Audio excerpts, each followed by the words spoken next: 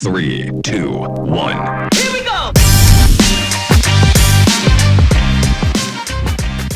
Let me preface our show today by saying that nobody ever wants anybody to lose their job. In reality, in life, everybody wants people to be able to work, earn a living, be able to keep their job, and be able to move forward. That being said, sports is a little bit different. Sports is something where we as fans get to question things, we get to try to push people on, tell people that we want them to move on, get fired, bring in new people, what have you. We don't always think about their families. So we're very mindful of that, the three of us, as we get ready to have this conversation, that some families are having some tough times. They're about to tell their kids that, hey, daddy's going to have to move now or what have you. So we'll hit on that down the road. But with that, I'm looking forward to a very fun and enlightening discussion with my buddy Nick LaBow and my buddy Steezy A Smith. And they've joined me to talk about three things. Talk about Pete Carroll and what's happened there, to talk about the national championship game, which has all of a sudden become a third fiddle story to the week, and then to talk about Kalen DeBoer, who took the job at Alabama and is about to roll tide, which just is so crazy. So with that, welcome, guys. We're going to jump right into this. We're going to jump right into it with the Pete Carroll piece. And I got some kind of random order questions for you guys, and I'm going to let you speak to them, and then I'll fill in the pieces as we go along. And so the first piece I want to bring to you guys is this. Without looking at this from a standpoint of, is this a right or a wrong decision? Because a lot of people are going at it from that standpoint. I want to look at it from a standpoint of, is this overall going to be something that makes our program move in a forward direction? Is it going to keep it kind of in a neutral direction? Are we nervous about things? How is it from that standpoint? So almost less opinionated and more just kind of from a quasi-opinionated factual standpoint, being that, Nick, you were 2.5 years old when Pete joined the program with the Seattle Seahawks, and Steezy, you were about a year or two away from being a teenager. So Pete Carroll's been your guys' life. So with that said, the thing that I've heard a lot lately that people are kind of debating on, and I want you guys to hit on, is kind of weighing the difference between a program that is above 500, you're going to win a lot of games, you're pretty much always going to be in the hunt to go to the playoffs, maybe be in the hunt to win the division title. Like, just consistently, that is your version of winning. Kind of like the Sonics of the 90s Sonics. Anybody who was around back then knows that the Sonics were always in it during the 90s. Or there's the other side of the fence, which is you can win a lot and maybe go to the Super Bowl. 4 or 5 years are great, but then you're going to have 2 or 3 years that are just in the pits. 1992 Seahawks, awful. Where you're going, you're maybe winning 2 or 3 or 4 games a year for a couple of years, and it's just awful football. You don't get any money in that football games, nothing like that. So that's kind of my opening piece as we kind of look at this transitional time. So less really about the Pete piece so much, other than I think that became a real kind of pushing point that people were debating was, if Pete stayed around, are we looking at it from a standpoint we're okay with being that program that just wins and wins and wins? Or are you guys of the mindset of, hey, I'd rather have a chance at that Super Bowl, and I'm willing to sacrifice the farm to win the farm, but I'm re-sacrificing the farm every few years? Nick, I'm going to start with you first. What's your take on that? Where Coach? Would you like to see us go, or where do you think we were? Either one. I think when you take a look at this, obviously every single fan, no matter what side of this debate you take, everyone wants to win the Super Bowl. With that being said, though, I mean, I'm pretty happy making the playoffs every year and really being that historical winning franchise. I think no better example is the San Francisco 49ers kind of right now. So really the last 3-4 years, the 49ers, I mean, they've been loaded. And we as Seahawks fans definitely know it because they've been beating up on us. But kind of looking back to those 5 years before that, I mean, it was ugly. It was 2 wins, 3 wins, 4 wins. They really sacrificed a lot to get into this spot. And over the last 3 years, where's their Super Bowl? They went to the Super Bowl once, and still they're kind of riding on this, but you can see the end of the tunnel. And, I mean, really, if they don't win it this year, the gap's kind of closing quick. And so you're sacrificing that 5 years of being really bad and you might not even see a Super Bowl out of it. I kind of tend to take the first option of just really being that kind of historical winning franchise, even if that means only a few years out of that you're really competing. But making the playoffs every year, I enjoy it. So I think you almost kind of summed it up for yourself with that last phrase in terms of being in it every year, but not always competing for it. The it being the Super Bowl, winning the Super Bowl trophy. But you're always in it. You're known as a winning program year after year after year. But at the end of the season, the fans are always kind of disappointed. Like let's just call it disappointed. They're disappointed because you almost feel like you underachieved because you just didn't get to where you needed to be.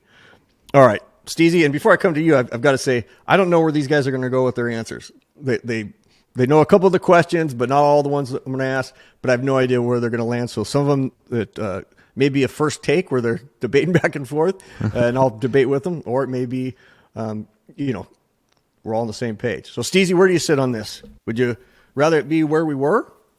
And again, this doesn't mean you wanted to keep Pete. It just means as we continue to see where we were and where we're going to transition to, would you rather it be where we've been of being seen as this winning program, but just can't seem to get over the top since the debacle of 2015, or way up high, way down low, way up high, way down low? What do you think? Where do you sit on that? So I think for me, I was always taught that before it shines, it has to rain a little bit. And so I think for me, I kind of blame it on Pete. He set the standards so high, and coupled with the ring culture that everyone in society is so enamored with today, you kind of look at those two factors. Did you say the ring? You say ring culture. Yeah, okay. Ring culture. And so it's when you combine that along with the standard that Pete and John Schneider had set. I know the first couple of years in Seattle, there weren't Super Bowls, but once they drafted the foundational guys, it was every year Seattle is a Super Bowl threat. And then once the system started to deteriorate a little bit, once guys started leaving, once a whole bunch of different other factors came into play, then it was just like going to the playoffs every year, but never really a significant threat. And so for me, I say all that to say that I'm okay with having a couple years, having one or two wins, and we're not filling the stands. Fans aren't happy because, again, as I was growing up, I was always taught that before it shines, it got to rain a little bit. And it makes those strong seasons that much more significant when you've gone through the rain, when you've been through the lowest of the lows, when you've gone through those lows. And I just think for me, I'm a big Kobe guy. I'm a big Michael Jordan guy. And those guys were intent and set on winning championships. I didn't know you could be both. To ask them. I thought you had to be one or the other. Which is crazy because I'm one of the rare. I think you can be both. You can be both. Yeah. But you're right, though, Coach. A lot of people nowadays, it's like you got to be one or the other. For me, I don't look at it like that. I could take aspects out of Bron's game, out of Kobe's game, and MJ's game. I'm able to distinguish between the three. But the reason why I brought up Kobe and MJ is because if you were to ask them, would you rather make the playoffs every year or win a championship every now and then? I think for them, they'll take the championship. I mean, you look at Kobe Bryant, he finished his career with 5 rings, but he also had 3 or 4 years where his team was amongst the league's worst. From 2005 up until 2008, he had 2 or 3 years where the Lakers were looked at as one of the worst teams in basketball. And then after enduring the storm, 3 straight finals appearances, 2 straight finals on top of the 3 rings that he had, to start off his career when he was playing alongside of Shaq. And so I think kind of just my upbringing, the guys that I aspire to be, the guys that have been an inspiration to me, it's been instilled in me this mindset of championships, winning over everything. And so I look at it from the perspective of once the standard was set high in Seattle, once that kind of wore off, once the shine kind of wore off a little bit, then it was just like, then we're just satisfied and content with going to the playoffs every year. And I understand there's a lot of risk in Pete not being here. And I'm okay with next year being somewhat of a down year. Let's say we don't make the playoffs. Let's say we're 3, 4, 5 games below 500. Sometimes you got to take a couple steps backwards so that you're able to take those steps forward, moving forward. And so I think this is more of like a move that's made with the future kind of in plan. And so, again, I like, winning every year and being consistent, but to me that's mediocrity because at the end of the day, these athletes, they play this game to win championships, to build a legacy for themselves. And if they're not, then we're just not built the same. And so, again, just to reiterate, I'm okay with some of the bad because I know that the good, it's going to make it that much more significant. So I got 2 follow-up questions for you on that one, Steezy, because they're great points. Define mediocrity to me in today's sports. Let's don't even have to. You can keep it to football if you want, but I think that is a term that does get used, and it's fascinating to me because it used to be mediocre was 500. You played 500 ball or whatever. That was mediocre.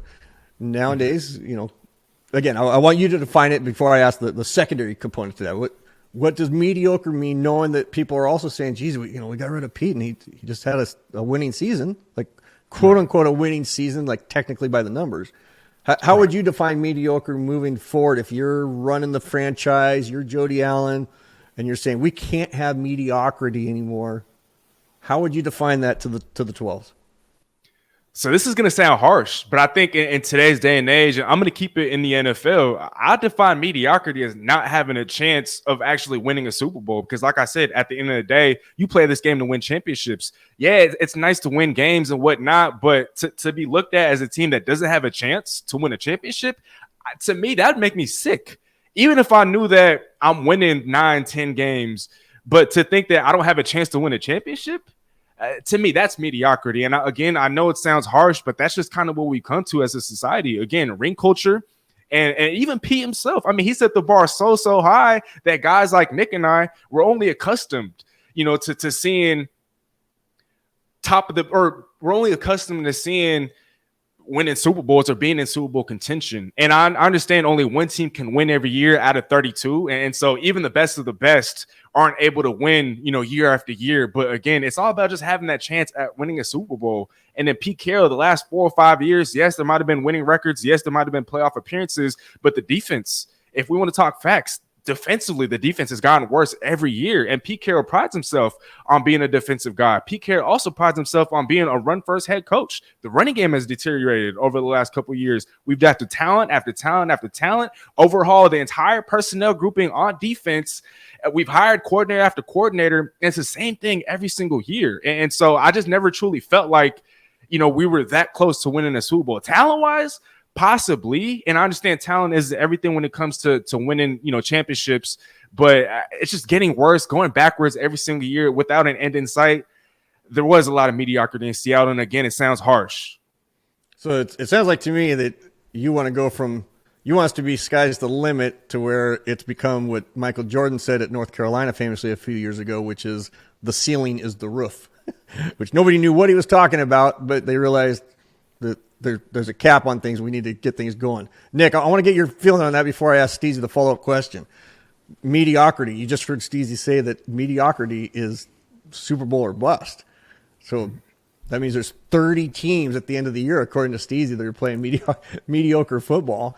But it's a great point. And I also want to acknowledge the fact that, I'm a 51-year-old lifelong Seattle resident.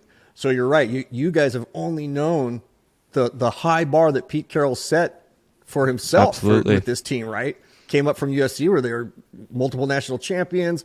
He comes up here and boom, next thing you know, it's Beastquake run. And then Russ comes in and the Legion of Boom comes in. And we take over and the bar gets set so high that kind of his own worst enemy when it came to that, right? That we couldn't keep on holding that. So Nick, what's your thought on the mediocre component? How do we define it moving forward, knowing that there is a bar that is pretty high, and it's going to lead into my next question. So what do you think? I think really, I agree with some of what Steezy says, and I think really it depends on a case-by-case and kind of a long-term deal.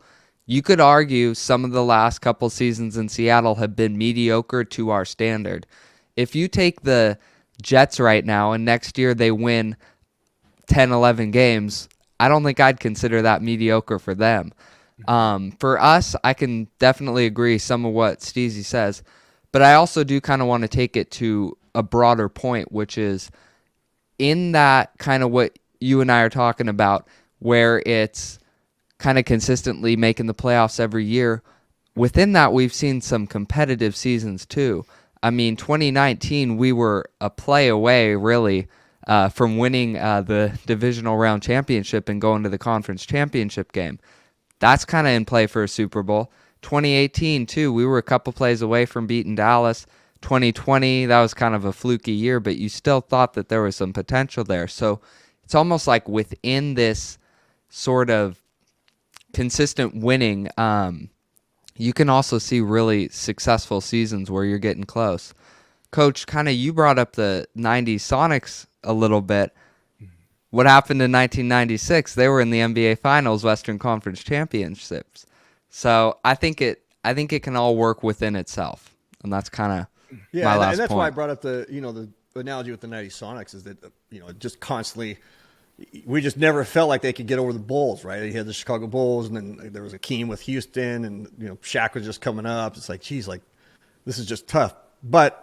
Nobody wanted that team blown up either because they loved George Karl's attitude and Peyton and Kemp and all that type of stuff. So they were just fun to watch, and you knew they were always going to have the big games on Sunday and big games on TNT on Thursday when TNT was just coming on board and everything else.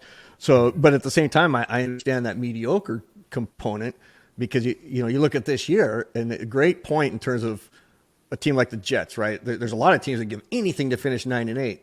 We'd give anything to have a couple games where just one play swung a different direction, and maybe we're an 11-win team or a 12-win team, and now we've got momentum and we go in the playoffs. And it's been fascinating talking to a few people. Like, what if Chicago scores a few more points, and now we're in the playoffs this week, and maybe it only buys Pete another week, who knows?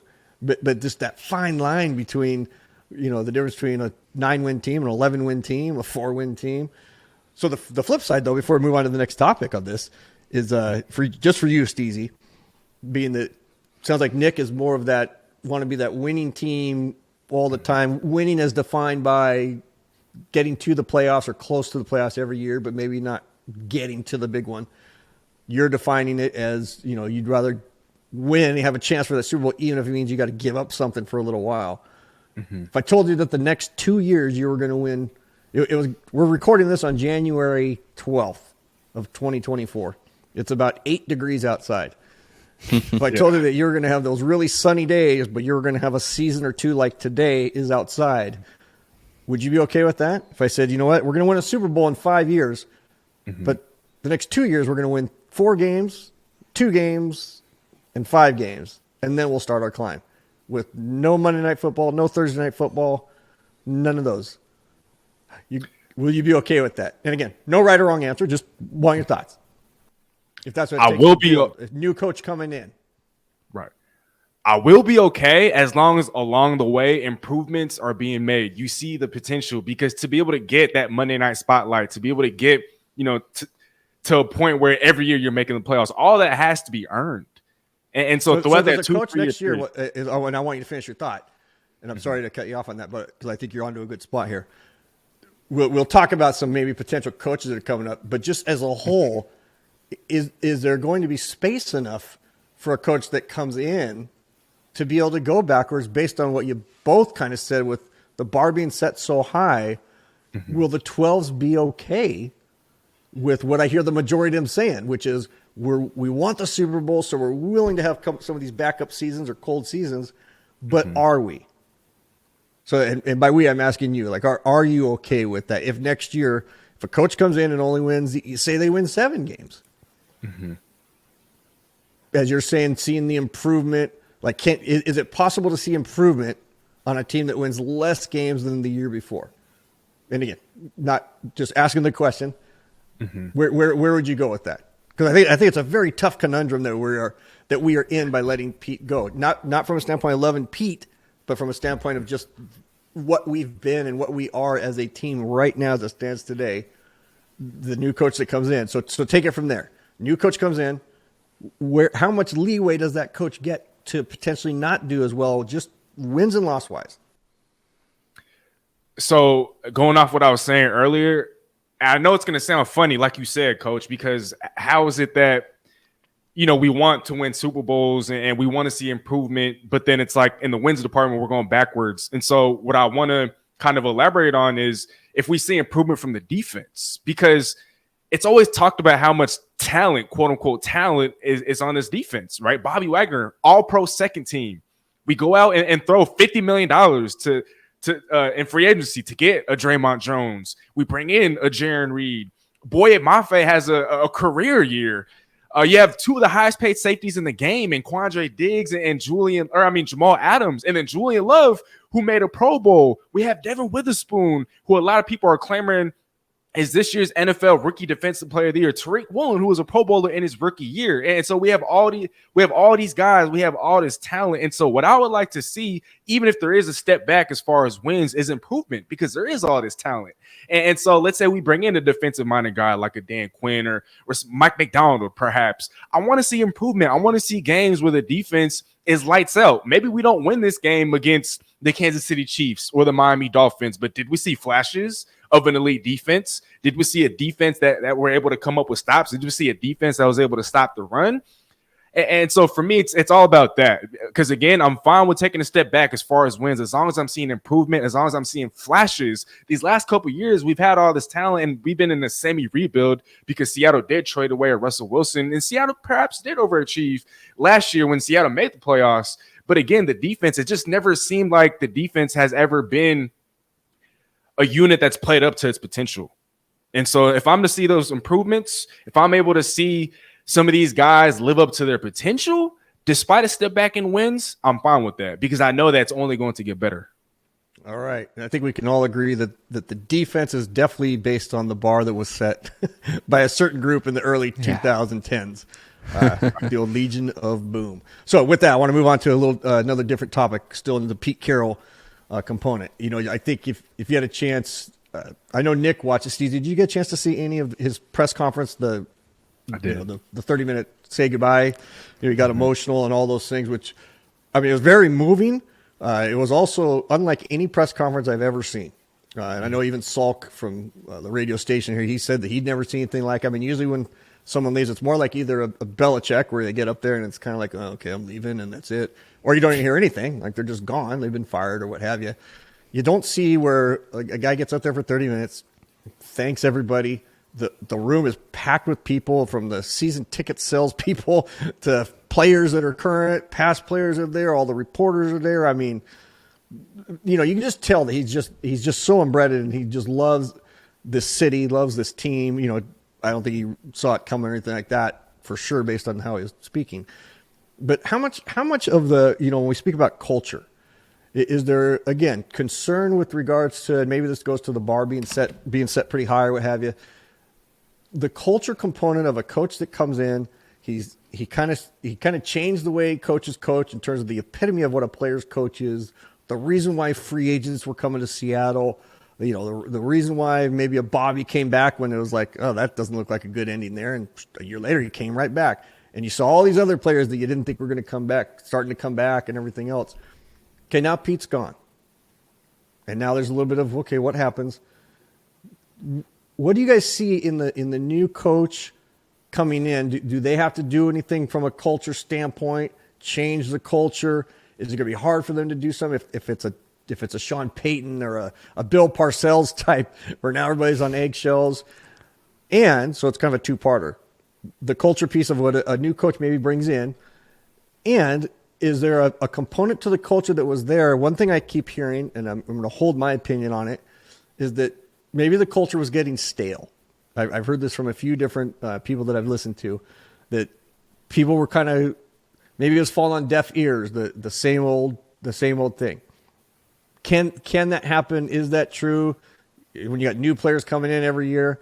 So you could speak to either one of that or anything else that kind of relates to the culture component of what Pete Carroll brought for the last 14 years, where he energized the city, energized an entity, and put us on the map. And now he's gone. If that culture changes, does that impact the chance for us to have a better team, the chance for us to get out of mediocrity, the chance for us to win a Super Bowl? Nick, I'm going to start with you on this one. What do you think? Any aspect of that? I kind of look at it in the same thing that we're seeing today with college coaches, the transfer portal. I mean, great point. The second a coach leaves, everyone's jumping into the portal. It's a whole level of uncertainty. And I think it's a lot like that in the NFL. Now, maybe not as much dramatic, but whoever comes in next, I mean, they're going to have to win over this team in the locker room, and it's not going to be the same. I do think, though, that having John Schneider running the show, it's not really going to be as different as it maybe would have been had they cleaned house fully and got rid of him. Because, I mean, him and Pete really kind of saw eye to eye on a lot of things, and so I think that really is going to smooth over the transition from for this locker room. So do you think John will kind of help maintain a little bit of the continuity? You know, knowing that I think players, so, yeah. You know, knowing that John's job's taken on a whole new, you know, not new responsibility, but more responsibility because it's going to be on him. And you know, Pete's obviously been a major reason why players are coming, but John's obviously working those deals as well, and people like John, and he's just a phenomenal guy. Right. But it sounds like you're saying that you think he will be a really a key cog, which a lot of GMs aren't, right? They make the wheel and deal, they make the moves and all those. But John, to me, is kind of like what a Jerry Jones is for Dallas. Like you see him on the sidelines, you see him hugging the players. Like he's definitely got a genuinely vested interest in them. So I think that's a great point you bring up there. If I could add, go ahead, Nick. Kind of one more thing too, from the perspective of having John, it's really going to, now don't get me wrong, Pete Carroll's one of a kind, and you're not going to find one like him, but I think John's going to find a guy that really resembles a lot of what Pete Carroll's ideas are, because Pete and John are pretty close together. And so I think that definitely helps smooth the transition. Steezy, is it easier to be the Pete Carroll guy with the high energy players coach and then have that replaced with kind of the stern, and again, I'm not saying they'll go this route, but kind of going from that loosey-goosey, and when I say that, I always want to be very careful the way I say this as a longtime former coach. I think you can have fun, be the players coach, all those things, and still be extremely disciplined and have everything be with purpose, right? I don't think there's a single thing that Pete Carroll did that wasn't without. In fact, I would argue that the song that he played when he came in was chosen with purpose. There wasn't just a random song when he came into that final interview or final press conference, right? I mean, there's a reason he does everything. So when I say loosey-goosey players coach, just know that I'm saying that from a standpoint of he's still running the ship, and he runs a tight ship, and they do those things. But is it easier to have that loosey-goosey and be the coach that comes in that sterns things up, or is it easier if you're a stern person and you're the coach that comes in that's more the loosey-goosey guy? Like, is it going to be harder for this coach, whoever the next coach is, to come in and tighten up the reins because their personality, as Nick said, is not going to be anywhere close to Pete Carroll's? Like, let's say it's Harbaugh, just a random. I'm just throwing that out there as a random because I know it would chap people in Seattle if we did hire him. So I don't think there's much of a chance. So let's say we did, Steezy. Would that be hard or easy because it's like, okay, now we kind of know where this guy stands, like because he's in more of a box personality-wise. What do you think? Because whoever comes in is going to impact the culture of 3 floors of that building and 72,000 people in the stadium and 1.3 million people in the city, right? So what do you think? I think it'd be very, very, very difficult. I mean, it's not every day you see a guy as charismatic and as energetic, as a Pete Carroll. And I don't want to make this show sound like a broken record. I'd have to agree wholeheartedly with what Nick said, because that was what I wanted to talk about. I mean, John Schneider's still there. And let's not forget, these two were married for the last 14 years. And I understand Pete Carroll had the final say in everything, but John Schneider was right there, right by his side. And like you said, Coach, John Schneider he's not your ordinary GM. I mean, guys are hugging him on the sidelines. Guys are wanting to talk to him on the sidelines. And I think John Schneider, like John Schneider has a story. He's got a family story. People love him for it. And he comes from a legendary franchise in the Green Bay Packers who are very stable in their own right.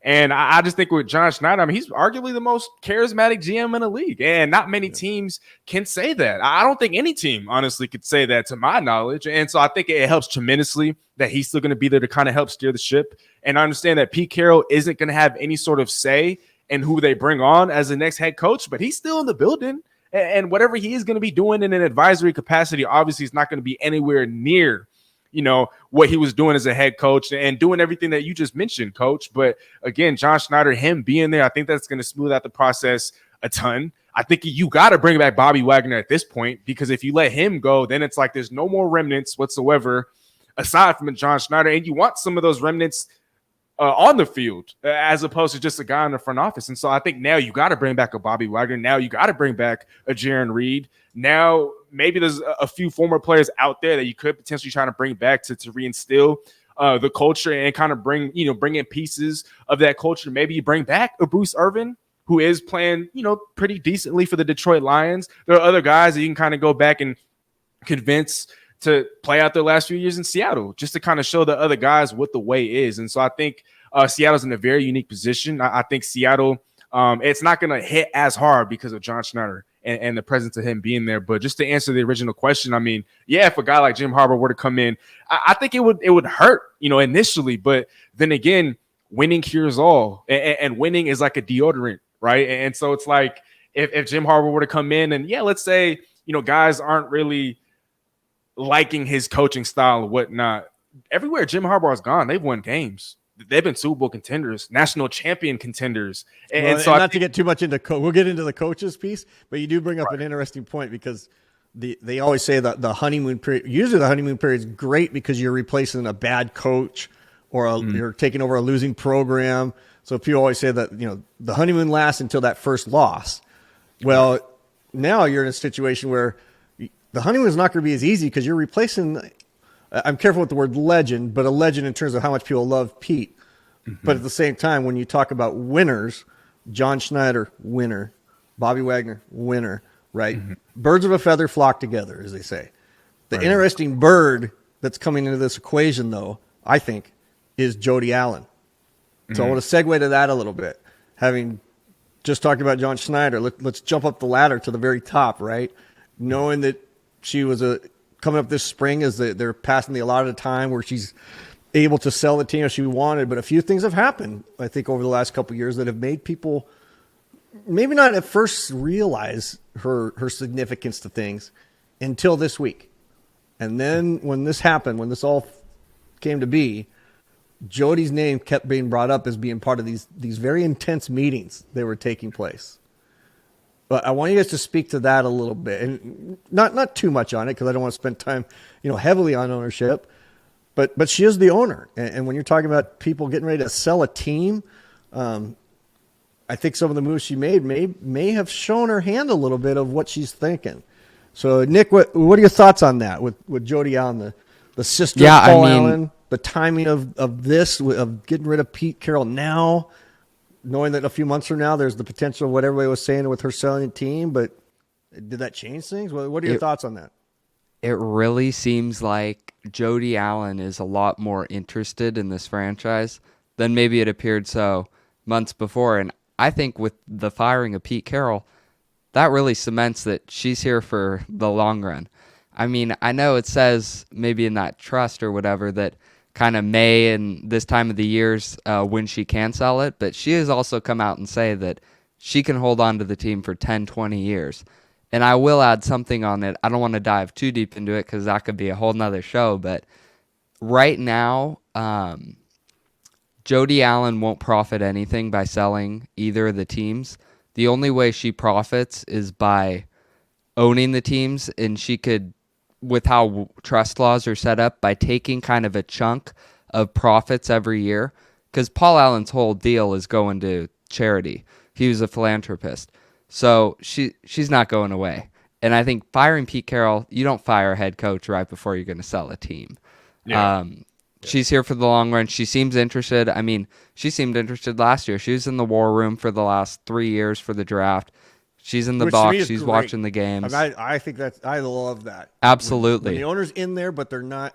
They're the owner by title, right? But they're not the. They're exactly. They're not the. They're owner there, by, but they're not there. Thumb is in everything, running like.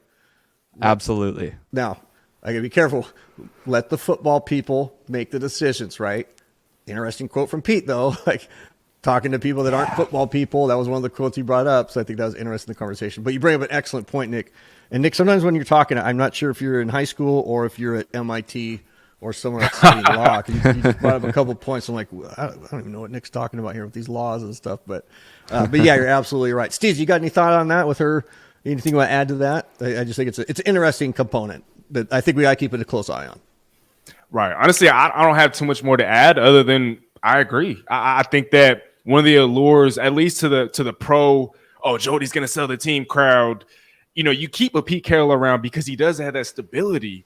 And maybe for the last couple of years, that's kind of what people were thinking. Pete's going to stay no matter what, because when she does sell the team, at least you have a sort of stability with the Pete Carroll there. But now that he's gone, I mean, again, I don't want to just regurgitate everything that Nick said, but I think he's completely spot on. I'd regurgitate what he says because he's a smart mind. Well, yeah, but I don't want to take anything away from him. That's the only reason why I wouldn't. Yeah. Otherwise, I would. But yeah, no, I think Nick is spot on. And Jody Allen, coach, like you alluded to, I mean, the fact that she's taking part, in the war room, but she's hands off. She's not like a Jerry Jones. The fact that she's present, I think that's very telling. And so I'm curious to see what happens in the near future. All right. So before we talk about any potential coaches, and then we'll move on to the next topic, I'm just going to ask you this question, Steezy. This one's just for you. When Pete Carroll had the kind of the announcement and then did his press conference, and then that evening, I'm not sure if you're aware, but he went to Richard Sherman and Cam Chancellor's place in Bellevue. We went and had a little celebratory, let's call it a party there, just kind of a celebration of all things Pete there, and lots of hugs and all those things. And then, as he's getting ready to leave, someone was at the door. Are you aware who was at the door when he left? Well, there were multiple people at the door. Okay, why don't you take it from there, and I want you to take it from there, tell us what you know, and then I want your thoughts on that. And Nick, I still might come to you on that, but what do you tell me what happened, and what are your thoughts on that? So Pete Carroll, on his way out, he saw Russell Wilson and Richard Sherman, and those two are notorious for not having the best of relationships. And so I don't know who it was that said it. It was one of them too. Maybe it was both of them. Quote, look what it took for you, or look what it took to get us in the same room together. And here they are, laughing, hugging it up, chopping it up, and just having a great time together. And I think, to me, that just speaks volumes of the sort of person that Pete Carroll is and was to all these guys. I mean, because as we know, Russ and Richard Sherman, Richard Sherman has called him out on national television time and time again. And even when they were playing together, their relationship, let's say it was tumultuous, right? And to say the least. And so I think that kind of just speaks to how big of an impact and how great of a person, how much of an influence, Pete Carroll is to these guys and was, to these guys. And so I thought that was a real cool thing. And a lot of players and are everybody just wants healing, right? Everybody wants absolutely closure. And I think there's two players that are remaining, right? There's Russell and there's Earl. Now, I think Earl's going to be I think that's probably a long ways away from happening because Earl's got a lot of other personal things that are going on. But it has been nice, as I alluded to earlier, to see players that you kind of thought, they're never coming back. And then shortly thereafter, you see one player after another coming, being a part of it somehow, some way when you didn't think so. So Russell comes back. That kind of checks that box. That being said, so it sounds like your take is that great, and I agree. Great to have him there. Great that he came back. It shows you the power of Pete, right? A little POP. Nick, I do got to come to you, man, because I wasn't sure where Steezy was going to go with that, and he went exactly the route I wanted him to go, so that we could have a little first take action here. So, Nick, what is your take on RW3? I think. Now, let me say don't get me before you mention it, knowing that maybe only a few people watch this. I got blackballed 3 years ago from two different live stream shows that I used to be on. One that I was on quite a bit because I predicted that Russell would be gone a year down the road.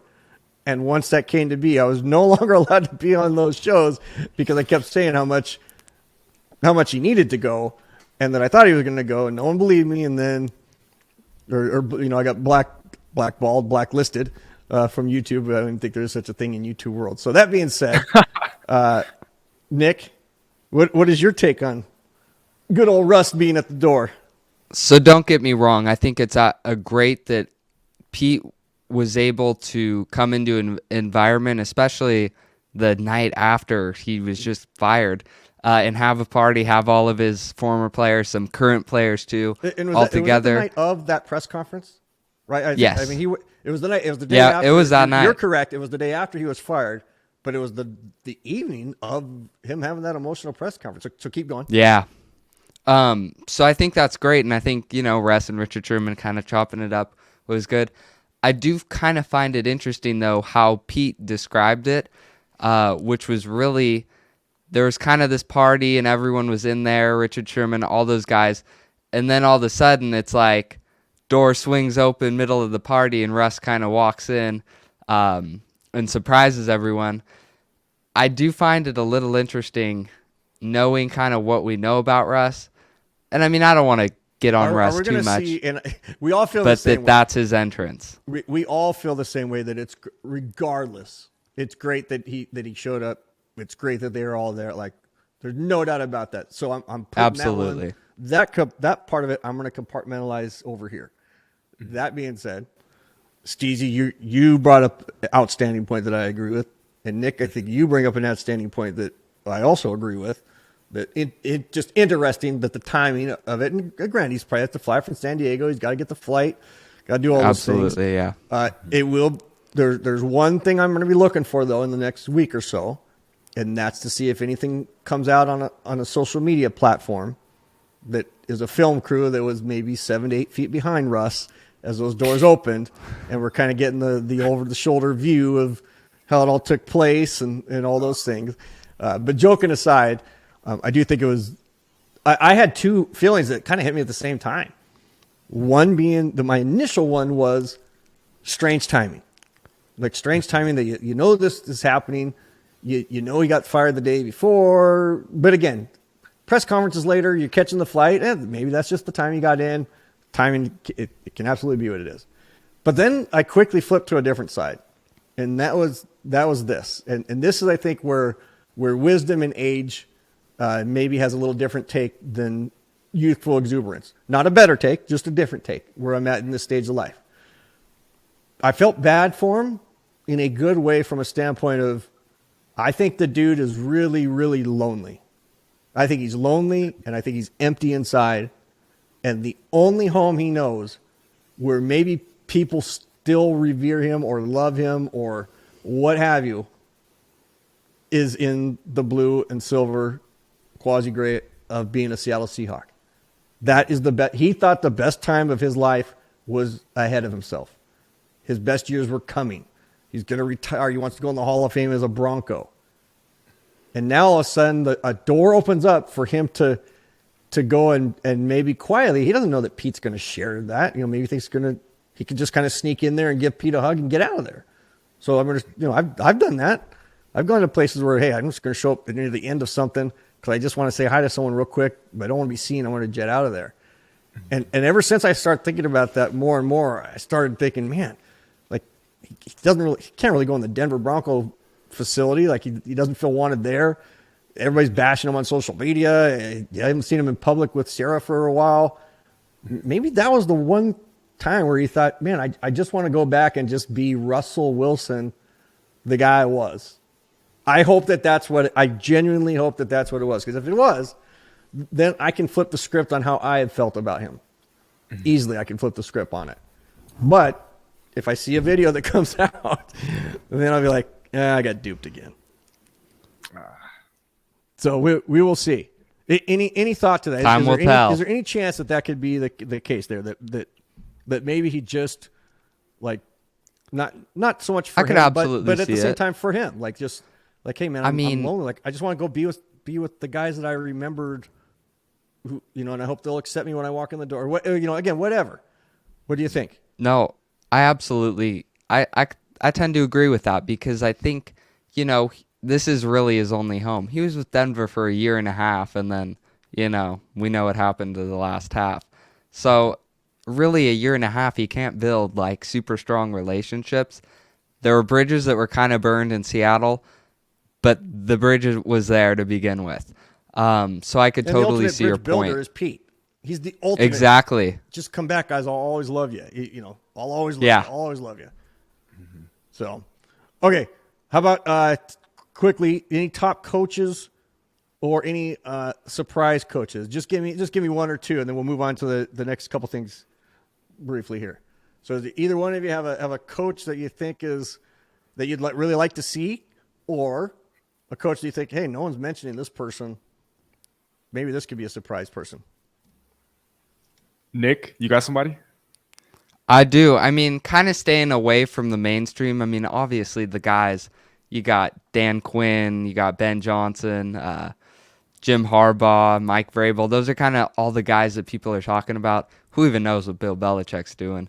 But kind of staying away from that. I mean, I really like Bobby Slowick, who's the offensive coordinator for the Texans. Now, don't get me wrong, he's a really young guy. He's only been a coordinator for 1 year, but you trace it back, he has deep roots into that kind of Shanahan tree. He was with San Francisco for a long time. And really what I look at when I'm thinking about coaching is culture. You look at all the successful teams, you look at Pete's teams, you look at Holmgren. Pretty much every successful team has been shaped on culture. You can have the smartest guy, but if the locker room ain't bought in and there's no culture there, it's not going to work. And you look at DeMeco Ryans, what he's done with the Texans. Bobby Slowick's been right there with him. C.J. Stroud, he's having an awesome year as a rookie. And you look at the Niners and their success. Culture's built on it. I think this is a guy that can bring the culture, and he can also bring the wisdom and the genius. I'd really enjoy seeing him in Seattle. Man, some interesting choices there. Steezy, how about yourself? I love that one, Nick. I think he's definitely a guy that's flying under the radar. For me, I want to circle back to a guy who was at one point, maybe a year or two ago, at one point, though, he was one of the more coveted candidates at the head coaching position. And now more so than ever, and I'm not talking about myself, but, I feel like a lot of people undervalue offensive coordinators and the sort of impact that they have. As far as hold on, success. Nick, he's not gonna say it, is he? Is he going the direction I think he's going? Am I? We'll see. Oh, Am I? Steve, this might be your last time on the program. No, I'm kidding. All right, go for it. Let's see I where you're going. promise I'm not going to say Ben Johnson. I'm not going to say that. No. But I think that going back to what I was saying, a lot of people kind of undervalue and undersell the value of an offensive coordinator as it pertains to the success that a team has. And maybe I've been victim, to that in the past. But I think when I look at the Kansas City Chiefs this year, it's their first year without Mr. Eric Bieniemy. And you have a Rashee Rice. You have a Travis Kelce. And, yeah, a lot of people say, that they had no weapons. But Andy Reid is still there. You still have the game's best quarterback over there. You have an above-average offensive line. You have a defense that's top 10 in the league. And so I don't understand all this chit-chat about, Kansas City has no weapons. Kansas City doesn't have anything for Patrick Mahomes. Oh, hold on, Steve. We lost your mic for a second. Your mic dropped. I dropped the mic. Okay, there, you're back. Go ahead. Continue on. Okay, look. All right, I'll let you go. I won't interrupt you. Continue on. I know you got some great thoughts on this. I don't want to spend too much time because I do just want to say this isn't a guy that I would say, he's my number one option. Let's bring him on board. I just wanted to bring up the name of a guy who I think has been flying under the radar, but Eric Bieniemy. How about Eric Bieniemy in Seattle? What makes you think he's been flying? I got to ask from a serious standpoint. What makes you think he's been flying under the radar, given that his name came up for like 4 consecutive years as the guy that everyone thought should be a head coach? Well, he played in D.C., and the stench of D.C., it's very, very, very, very strong. And I understand he probably didn't do a whole bunch to raise his stock, but we can't just ignore the body of work that he had put together in Kansas City when they were the number one offense 4 or 5 years in a row. Advanced into every single AFC championship game. The offense looking as lethal as it was. For the most part, a lot of those things are still in place in Kansas City. And it's like the year that he's gone, now they sink that low. And so I think, just to answer your question, though, again, it's the stench of DC. But I think, again, when you look at the talent in Seattle, I mean, there's so many weapons to work with. How could he fail? Nick, do you have any rebuttal on that, or are you good? I mean, I think where I kind of see a differential with him is, well, there's kind of two things. The first one I'll touch on that Kansas City that kind of worries me is, one, they don't have Tyreek Hill this year. That's kind of a downside to them. But two, I mean, it's just how much Andy Reid's involved in that offense. And I mean, it's kind of hard to show credit. And I won't take this like to the highest level, but I've talked with a lot of Washington fans. I've seen a lot of them. He's not really highly valued there or liked. Even when they're talking about elevating him maybe up to their head coach. And I know there's also some kind of stuff in his past that prior coaching jobs and when he was a player that I think have kind of prevented him from being a head coach, kind of getting into a little bit of trouble and some issues when it comes to culture. I mean, we'll see if he gets a shot. I don't know if he'd be my guy, though.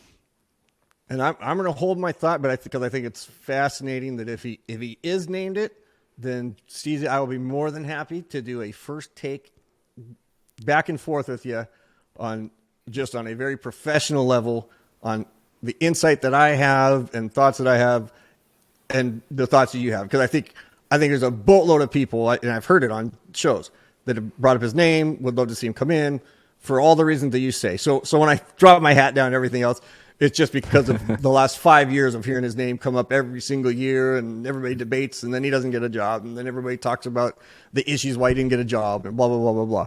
So anytime he comes up to me, it's like, oh, here we go again with the Bieniemy stuff. So if he's named head coach, then I'll throw my stuff in. But for now, I'm going to save my breath on that one because I think he and Harbaugh are very intriguing anomalies that people don't know what to do with for so many different reasons. Right? Absolutely. Because I'm someone that kind of like you mentioned earlier, I think it was you, Steezy, that hey, if Harbaugh can win games, which he does everywhere. Now, granted, sometimes he does a little shady. I'm not saying he cheats, but it seems like there's always a little bit of shady stuff that seems to hover over him compared to his brother, who seems like kind of the squeaky clean one. Harbaugh wins everywhere he goes. Stanford wins. Goes to San Francisco, wins. Goes to Michigan, wins. Why? Because he figures out how to adjust, right? How to adjust to the times. That's why he didn't win early on at Michigan, and then he figured out, hey, I got to change my way. I got to embrace social media. I got to become more loosey-goosey. I got to become, more kind of this and that. So I don't care who comes in. I just want us to be successful. I'm a lifetime 12. So again, if it's Bieniemy, if it's somebody else, fine. Again, whoever it is, there's going to be this long honeymoon period that we get to talk about them. So great Coach, stuff on that. Before we move off, I just want to say, if I had to give a top 3 list, Eric Bieniemy would not be on that top 3 list. I thought that I was coming in number 4. He'd be number 4, but only because you go 3 deep, you're putting him 3. I put him at 5. And if we were to bring in a guy like a Dan Quinn, he had a Kyle Shanahan as an offensive coordinator in Atlanta when he did, reach the Super Bowl.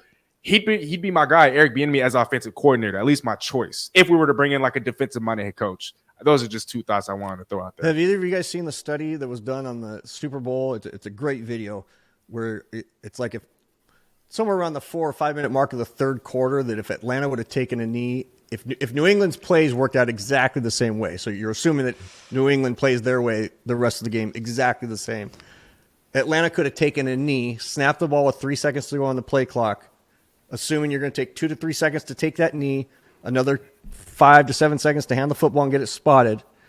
Atlanta would have never had to run a single play the rest of that game, and they would have won easily. Yeah. But because they threw, it just goes to show you that so much of the game is like just such a great chess match that goes on. But yeah, so I mean, I think that is the one piece that makes even Dan Quinn, people go, oh, that should be great, but look what happens when he got there, and then it fell apart. Well, and he lose the locker room, and everybody that comes in. Also, I'm a believer in raising guys' stock up from within. Like if there's an offensive coordinator or a defensive coordinator, like let's just make that work. And I don't care which side of the ball they are. Like I don't think your head coach has to be an offensive guy because we need our offense. Like whoever the head coach is, just hire a great offensive guy or be the offensive guy and have a great defensive coordinator. You're going to find it on either side. I want the guy that's going to come in and is structured and can keep the boat going and enhance things and keep us rolling from that standpoint. But I sometimes I get more excited for the guy that hasn't been a head coach before, because having been there myself, there was nothing like the first time I was hired as a head coach, right? I mean, you're just so amped and so excited. There's inexperienced things, and you're gonna grow and you're gonna learn through trial by fire. But at the same time, man, you grow exponentially compared to the next time you're hired as a head coach, where you kind of been there, done that. Maybe you do some things the same, not realizing they worked there, so they ought to work here. That's not always the case. Nick, I'm sorry, you were saying something?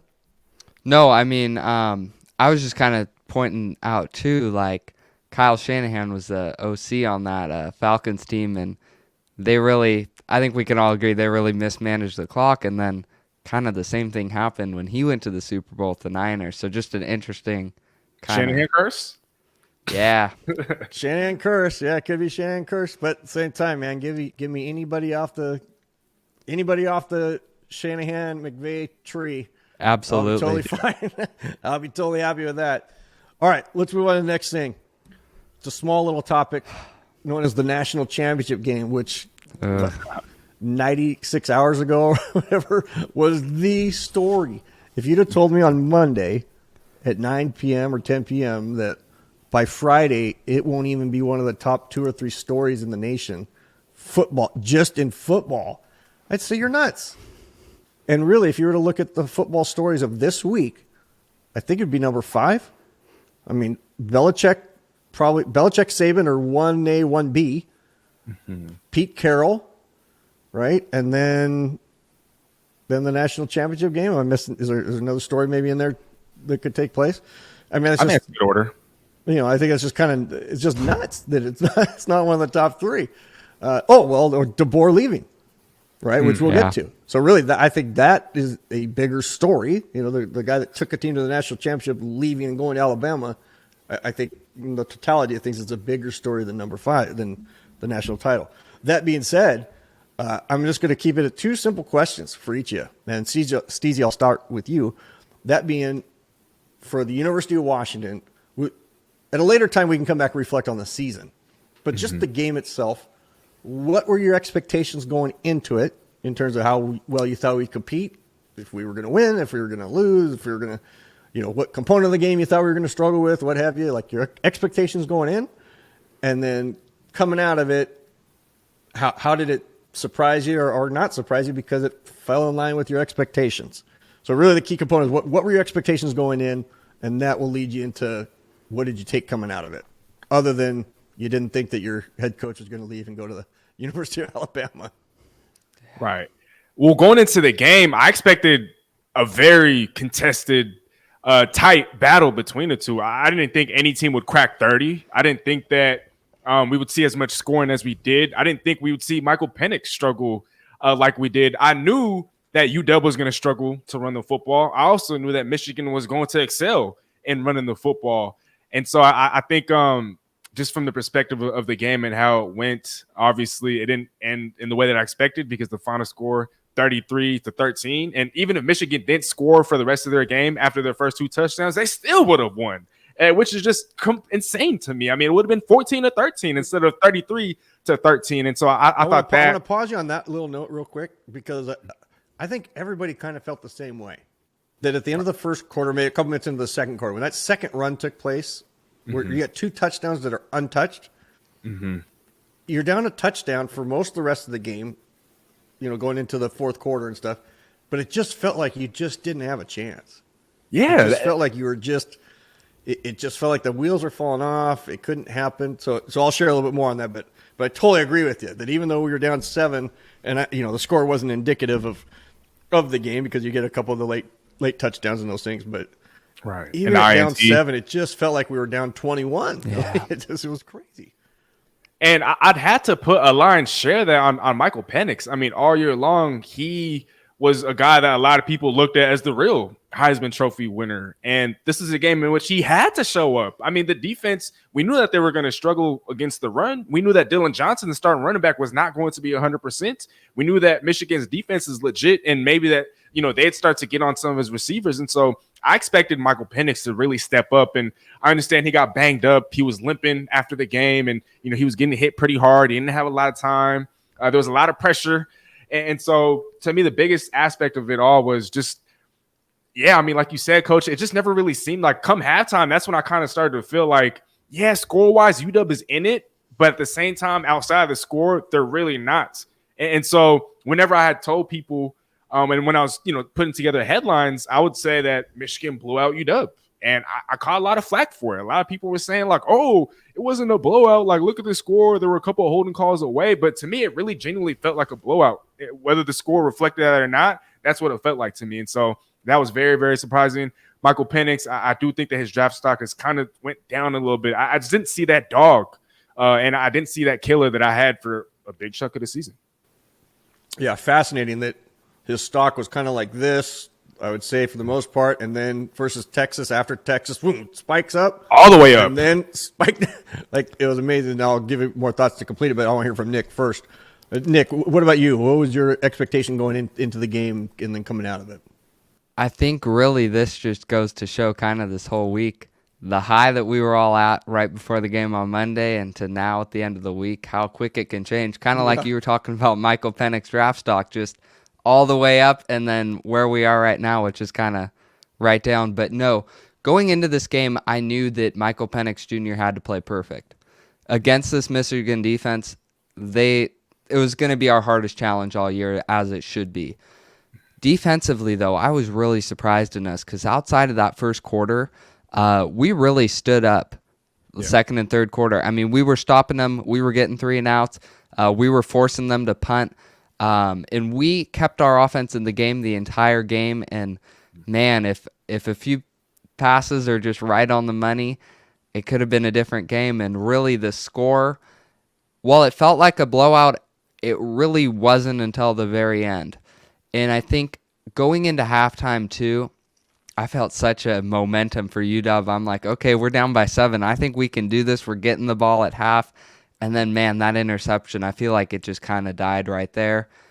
And then it was high and low all game. I felt like kind of in the fourth quarter, okay, we're only down 2 scores. We can do this. And then it just all fell apart. Well, yeah. Go ahead, Steve. Just to kind of add, I mean, Nick, like you talked about right before the half, didn't UW have 2 stops on 4th down? I mean, Michigan, UW had 1 for and on 4th. And throw to Romo Dunze, I don't know what Penix was doing. Should have been thrown to his outside shoulder.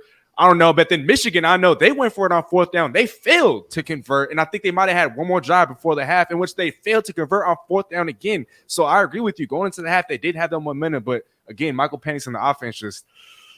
And both those 4th downs played right into your hands, right? I mean, you couldn't believe he was going to do it because it's like you're already handling our offense. The game is a game of field position. I was stunned. Both times I thought, Harbaugh, I mean, he plays conservative. He's going to punt it, pin us down. Because as an offensive guy my whole career, you call plays differently from your own 20 than you do from your own 40. And especially when the momentum, that's a massive momentum shift, right? Uncle Mo comes on your side when you stop a team on 4th down and then you do it again on 4th down. But like you said, Nick, you can't then give Uncle Mo back, whether it's you get the one throw, but definitely you go into halftime, you're still right in it. You probably, regardless of the halftime talks and all those things, but you come out and your guy that you count on, that you expect to be, and again, you don't want to put it all on Penix, but at the same time, if you're going to give him all the credit for when he did those things well, he has to learn that when he becomes a pro, that's life as a quarterback, right? Mm-hmm. One of the easier passes puts it right in their lap. Now, what I will say is a couple things. First off, after Michigan scored their first touchdown, I sent a text to a couple people and said, number 25 was out, because they right away shot me a text. We're going to get blown out. I said, look at the replay. Number 25 for us was completely out of position, got walled off, and they were like, see, that's why we're going to lose. I said, nope, that's a mental mistake. We can correct that. That's different than, holy crap, they just beat us physically and ran it down our throat for a touchdown, right? It was an out of position play. And what I loved about it, didn't love the touchdown, nor the second one, was going back to Seattle a little bit, maybe what we have not seen the last few years, is in-game adjustments that take place before you get to a transition period, which is massive. Making an in-game adjustment before the end of a quarter, or more specifically before the halftime.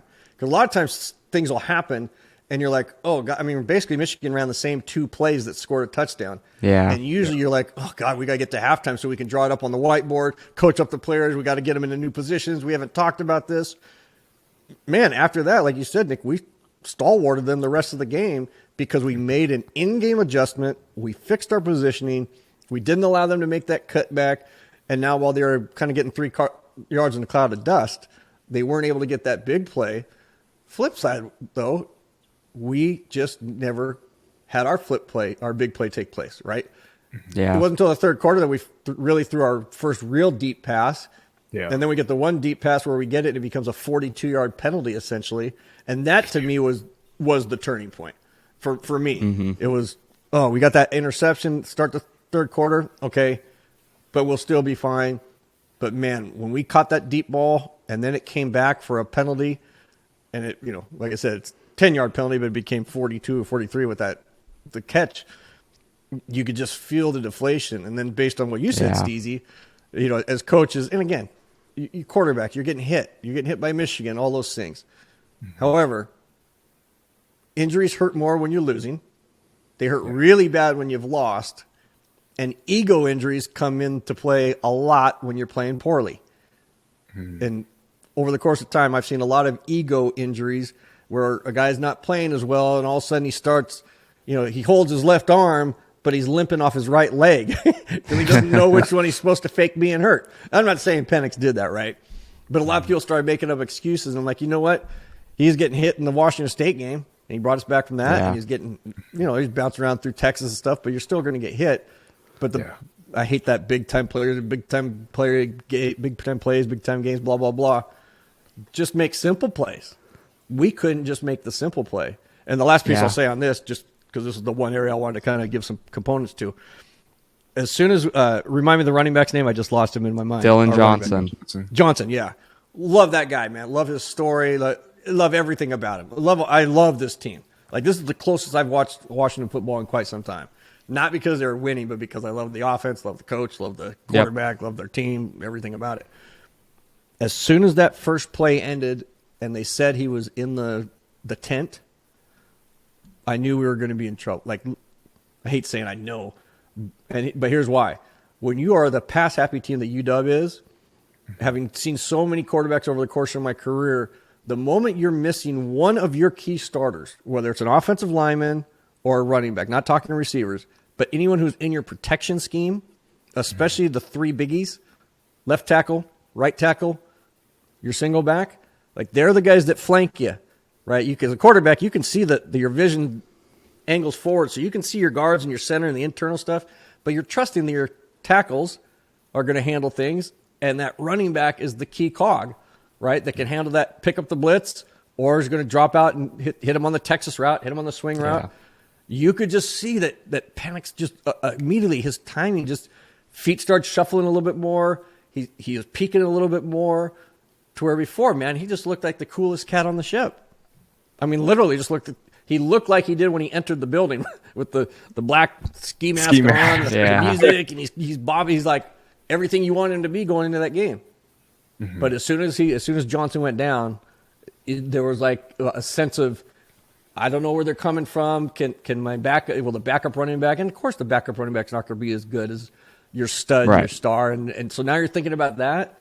So when he missed a Doomsday the first time down the side, like your mental piece is gone in the biggest game of your life. That's what just made it a bummer. Is you just wanted to play well, and it just seemed like every phase of the game. But Steezy, I agree with you 100%. We flat out got our butts kicked, dominated. There's not any matchup that we won, in my opinion. It wasn't a single matchup. And you thought for sure we were going to win the wide receiver versus DB matchup. And again, that's not to say the wide receivers played poorly. We just couldn't get the throw. So that's my diatribe on that. But I wanted to be able to express a little bit of my one frustration of the week, because I literally thought we were going to win. I just thought we were going to win outright. Then we had it was so winnable. But I want to give some props to Dylan Johnson. I mean, I haven't heard it enough, but Texas game, pretty much the entire back half of the season, this guy has played injured. And I mean, from we USC saw it in that USC game was his coming out party. And from that point on, man, he gave us a first play of the national championship. He looks visibly like super hurt on the sideline. 2 plays later, he's in for the rest of the game, and he is just battling. I mean, I know he's in pain right now, and man, I know the NFL draft's a ways away. The needle will do for you. And I mean that in a good way. I mean that in a good way. Yeah. It's not, he wasn't taking like some illegal thing. Like that's what they're allowed Right. to do. But to think that like he's willing to sacrifice, like that's what people don't understand sometimes. And I mean, you guys, you understand as athletes and stuff, like, man, you put your body out there. Like these guys are really, that's the difference between the college and the pro guy. Now I get with NIL, they're getting money and all that. But still, man, these guys are, unless you've ever stood on a sideline, man, you have no idea how hard and how fast these guys are going, how fast they hit. Yeah. Totally. So, so when you're already hurt and you just want so badly to win. So, all right, let's move on to our last topic here. And I really appreciate you guys hanging with me on this one, but I'm having a blast with you guys doing this. All right. Again. Tough one. I didn't think this was coming, that's for sure. So, Nick, I'm going to start with you on this. Our buddy Kalen DeBoer. So national championship comes and goes. I think this is happening regardless. This may have already been in the works beforehand. So we're gonna play that as the assumption, okay? That there was already some thought that, hey, maybe we're interested in this guy Kalen, because I think ADs work well in advance. I think AD at Alabama probably didn't think Saban was going to retire, but he had to be working on a contingency plan in case he was. So let's say he's got Kalen in his top 5 or whatever. So now the week starts. Nick, my question to you is twofold. One, did you see, the first time you saw Kalen DeBoer's name even brought up, which to me was just, I was shocked. I was like, what, connected to Alabama? No. Okay, it's a courtesy or whatever. Did you see Kalen as being an Alabama guy? Like, was your take at first like, oh, yeah, that makes sense. Like, he's the winning guy, and I could see him in Alabama. Or like, no way, he's not an Alabama guy. Like, that's a Kiffin or a Sark type of thing. So that's kind of part one. And then part two is, then what was your reaction today when you realized that he took it? So really, but what I really want to hear is that first part, is when you first just heard his name being connected to Alabama, was it, oh my gosh, there's a chance he could be going because there's a there, or was it like, no way, like this is just something, this is just, by the end of the day, this is a non-story. What was your first initial take? And then I'll come to you, Steezy. Well, first, I kind of want to add on to what you said earlier. I think if UW wins the national championship, he's gone even quicker, because it's kind of like, from his personality, okay, guys, I did my job. I gave you what you guys wanted. Now it's time for me to look out for my career, because this move is clearly showing that he's trying to climb the coaching ladder and get into the NFL. Let me hold you on that one. So you're saying, because one of my favorite phrases is we, us, are is always greater than me, my, I. We, us, are is always greater than me, my, I. Not to say he's not a we guy, but you're saying in this kind of moment, especially if he'd won, definitely would have been, he'd have gone from we won the title to me have to take care of myself. Yeah, I think he would. Okay, continue on then. No, and then kind of go into your question, I really didn't see the matchup at all. I mean, you're talking about a guy who's pretty much his whole coaching career has kind of been up north, and kind of more of a Seattle type of personality. He seems kind of a lot more to himself, unlike kind of a Steve Sarkisian and some of those guys down in the South who were partying and on the sideline, just very energetic and joyous. So I really didn't see the fit until I saw his agent, who is Jimmy Sexton. Okay, so freeze right there. So freeze right there before you go into the Jimmy Sexton, because that's going to lead to your second part. Well, I'll come back to you on that one. So hold that. Steezy. So just don't talk about how when he got hired today, but just your initial reaction when you even saw that his name was connected to it. What was it like? Yeah, I mean, I could see him going in and recruiting in those homes down there and or was it like, what? Like this again? This is a non-story. It's just because he's been in the national title and they need clicks.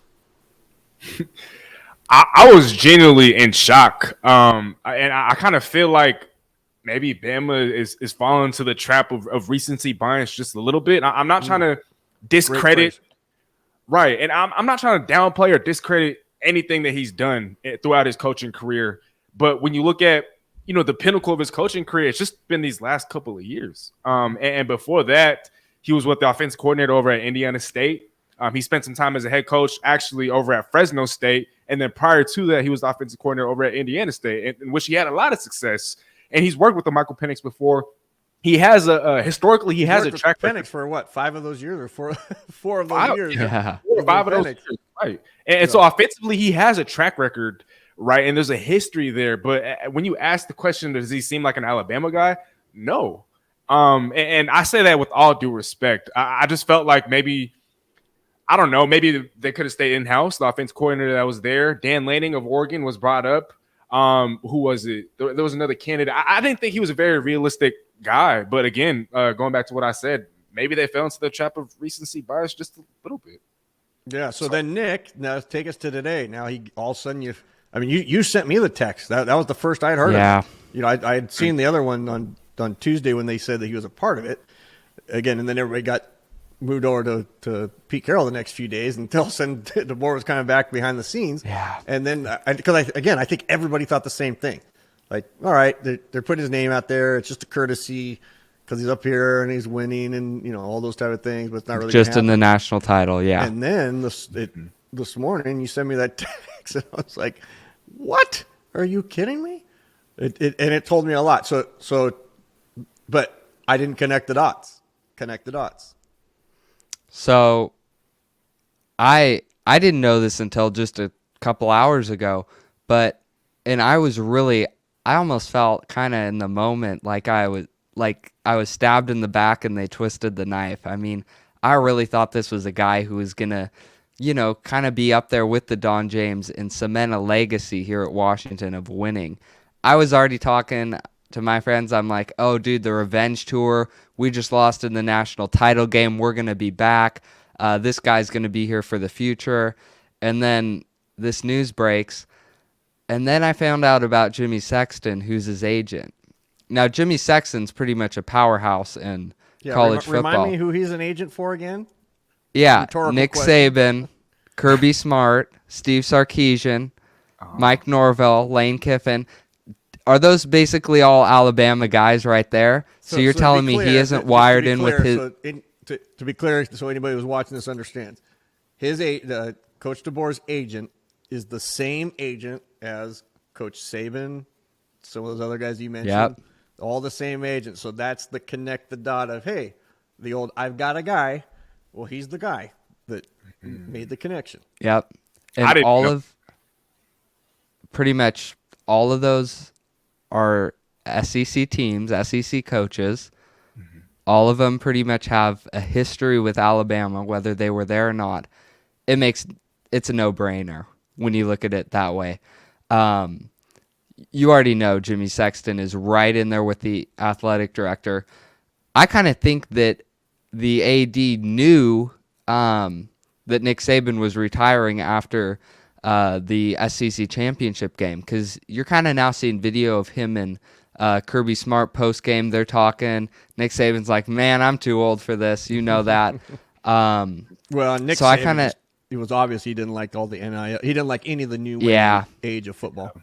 Yep, absolutely. So I think when you put the dots together, it's a no-brainer. And I'm happy for Kalen. I mean, if that's his goal to move up to the NFL, then as much as I hate to say it and I hate to see it, and I still feel kind of bummed out and distraught over it, but I guess it's Alabama. See, Nick, and this is the first time in what's crazy is I've known you 4 years now. The 4 years I've known you, 3.5 years I've known you, that I'm going to call you out on something. Not call you out, make you make a choice. Yeah. Because I don't think you can feel stabbed in the back and feel happy for somebody. Steezy, you tell me. Can you feel? I might be wrong. I might be the old guy here. Can you feel stabbed in the back by someone, and at the same time be happy for them? Me personally, I can't. I can't. Thankfully, I can't count with the number of fingers that I have. The amount of people. Nick, I'm just playing with you. You'll see where I'm going. Steezy, keep going for a second. Keep going. So I can't count the number of people, with one hand. Who's done that to me, but in the few instances that's happened in my life, I still to this day haven't felt happy for them. Not that I haven't forgiven them, but happy and being happy for someone and forgiving someone are two completely different things. And so, Coach, I'm with you, and Nick, I guess in this instance I'm against you, but that's not a bad thing. My question to you, Nick, is because I would say the same thing. I would say that the few times it's probably happened, stabbed in the back, eventually happy for them. But right now, absolutely. I think you're feeling the way a lot of people feel, which is the stabbed in the back part. So to say, and I know when you're saying that you're happy for him, of course. Yeah. Yes, because in life, I try to be very realistic. That's why it drives me nuts when I watch some shows and people just, they freak out, or gosh, the Seahawks lose and they can't even go to work on Monday because just life's awful, or if they win, they shut down things too, right? It's just like, guys, at the end, it's sports. We're having fun. We're not solving. It's kind of Charles Barkley mindset on outlook on things. But if any of us had a chance to improve our status, get a raise, go change, their outlook on life with a job, or move their family to a place they wanted to live, or what have you, every one of us would do it. Every one of us, if we were offered in our world of wherever we work, a better place of being, a better opportunity, a better outcome, a better long-term vision on our life, or wherever he wants to go. Maybe he wants to go to the NFL and he feels like that's the better, whatever. You can't fault him for feeling that way. That said, there's a lot of knives in a lot of backs, I think, that people are feeling. And the reason I say that is twofold. Actually, first, did I get both your thoughts on the yeah, I did on the today's part. My thought is this. First off, as head coaches, we're constantly telling our players to thrive on a challenge. Like, hey, if you're like the real athletes, at least I know I did, and most of the coaches I know that were successful, that's what they did. We got to thrive on a challenge. We want the challenge. We don't want the games where we're winning all the time by a bunch of points, and I lost a lot of games too. But I would rather be in that game where I've got to come from behind, or we got to battle, or we got to earn it, and those things, than just have the easy route. There's leagues out there where teams go 10-0, and every game they win by 50, and they schedule the Sisters of the Poor, and it's very easy for them, right? So at the college level, I think they really push that, right? Like, we love it, and this is all we kept hearing. This is what we're made for. We were made for this. This is the challenge we wanted. So I buy into that stuff. When I hear a college coach say that, I think they're being genuine, that that's what they want. I look at a Deion Sanders. Think whatever you want about Deion Sanders either way. Going to Colorado was a freaking challenge. You may not like how he's building the success the way he's building it, or what have you. But I look at him and go, man, that guy took on one of the ultimate challenges, and people still got on him because they, look, if you had a chance to make a bunch of money going from where he went to where he is now, of course you'd do that. But I love that he took on the challenge. So what Coach DeBoer does is he tells his team, like, thrive on the challenge, and then you go to Alabama. Like, there's a lot of big schools that I could have seen him go to that I'd be like, yeah, okay. Like, say Notre Dame opened up. I could see him going there. But Alabama, to me, is like the biggest automatic, because you kind of play in a league of a haves and a have-nots. You the players are all kind of right there for you, so recruiting's pretty easy. I think he took the things that were probably difficult for him, and I'm not saying he's a poor recruiter, but everybody knows that this year's recruiting class was not considered a very solid class. So he inherited a lot of good players. Yeah, he did very well with them. Like, that's, he brought his staff. He did very well with an inherited group of some players. His quarterback came, so he played with an outstanding quarterback, and now he gets to go to Alabama. What I learned a couple hours before we came on the show that I didn't know, that I was thinking was, here we live up here in the Northwest. I'm sick and tired of people saying that we can't afford to keep coaches. We got like the top five entities in America here, between Microsoft and Boeing and all these different things. So Starbucks, Amazon. It wasn't about the money. We have plenty of money here to compete with Phil Knight and all the. And I love that Dan Lanning stayed at Oregon. What a great sign! The opposite of what I'm saying here about Coach DeBoer. And again, I appreciate what DeBoer gave us, but look, man, you just packed 72,000 people in a stadium every home game. Yeah. Right? You have the city at the palm of your hands. You have leeway. You can go 7-5 next year, and people will be relatively okay. You have some room. Yeah. Now you're going to go down there where, like you've heard me say, Nick, and you repeat it, right? You don't want to replace the legend. You want to be the guy who replaces the guy that replaces the legend. I don't know if you're that good in the recruiting house, and your own AD at the University of Washington offered you a contract in the last 48 hours that would have made you one of the top 10 coaches in America, paid. So that's on par with Alabama. And he offered it to you for the next 10 years. And he gave you all these other things. So no one can say that UW didn't step up to the plate. Absolutely did step up to the plate. They were willing to make him one of the top 10 paid coaches in America.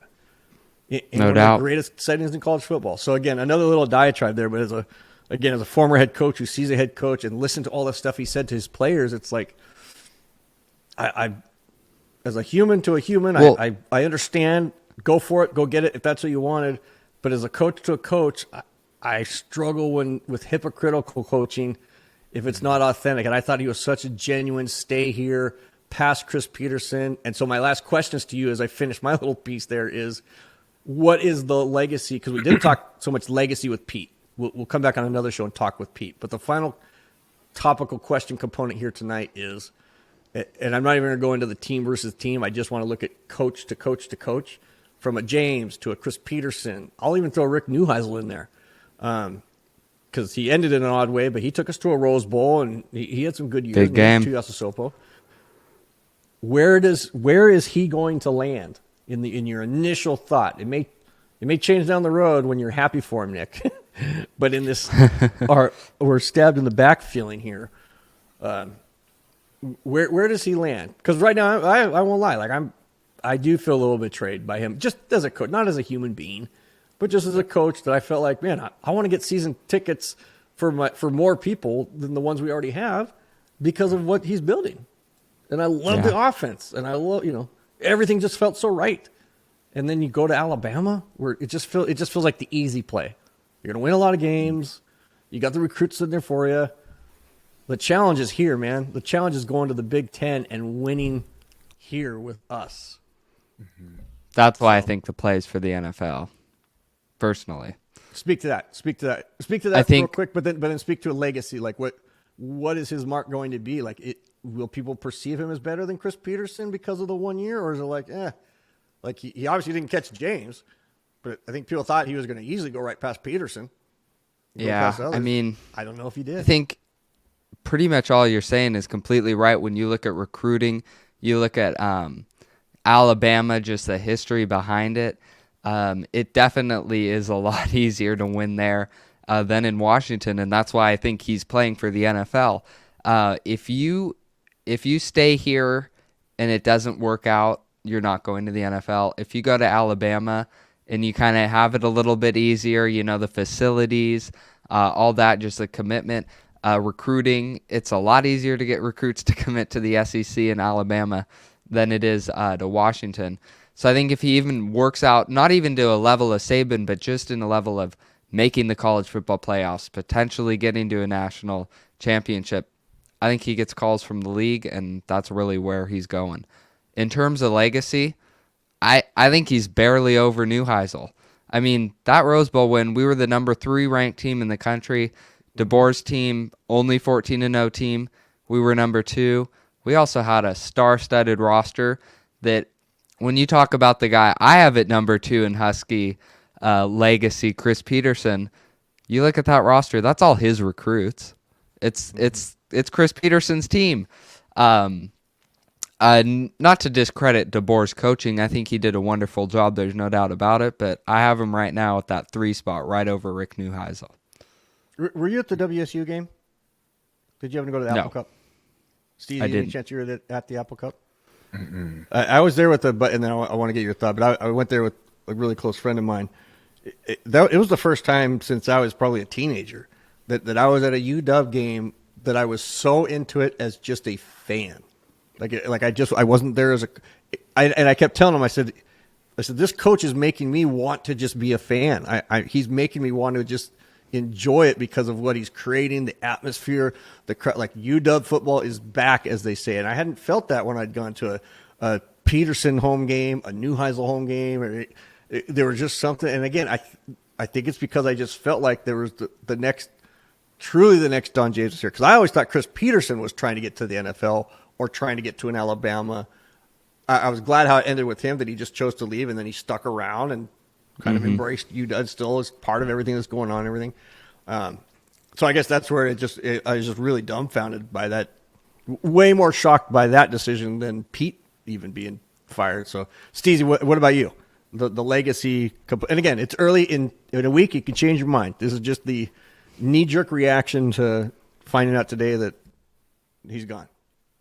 Of course. And, like I always say, I'm never really married to my statements. A lot of times it can be fluid.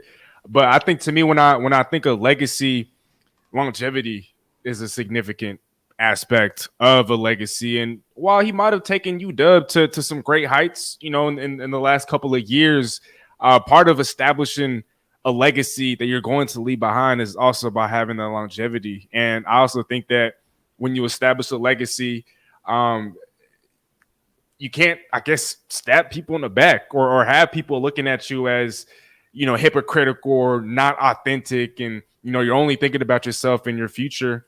Because, Coach, I agree with you from a human perspective, from a human standpoint. I mean, you can't really blame the man. I mean, like you said, all of us would take, an opportunity like that in a heartbeat. We can't blame him. But at the same time, I mean, from a coach's perspective, you're able to speak on that. You felt like he was being hypocritical. You felt like he wasn't being genuine. And so I think that as far as legacy, I mean, I can't really put him, I guess because of the heights, you can put him in the top 5 or 10, top 7. But as far as like being up there, top 2, top 3, I just can't go there. It almost feels like an incomplete, doesn't it? Like you can't even, you just put him anywhere.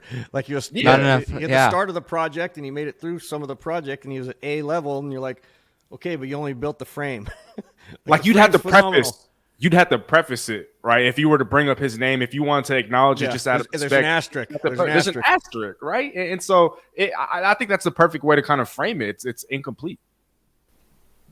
All right. Well, I'll tell you what's not incomplete is this podcast, man. This has been fantastic. I've absolutely loved hanging out with you guys. It's been great.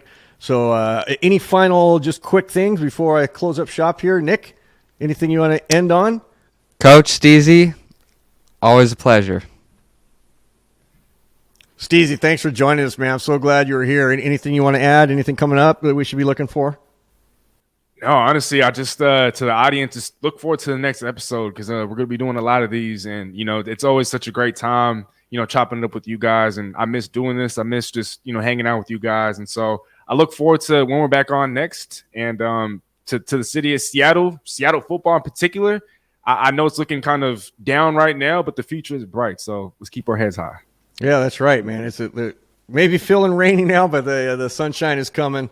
And, the 12s are always going to be here. Husky fans are always going to be here. They're all kind of as one. So yeah, man, life might always be tight. It can be tough at times, but we're always wide open here with thoughts and suggestions on the Hook and Ladder podcast. So we'll see you soon. Have a great evening, a great day. Enjoy life wherever you are.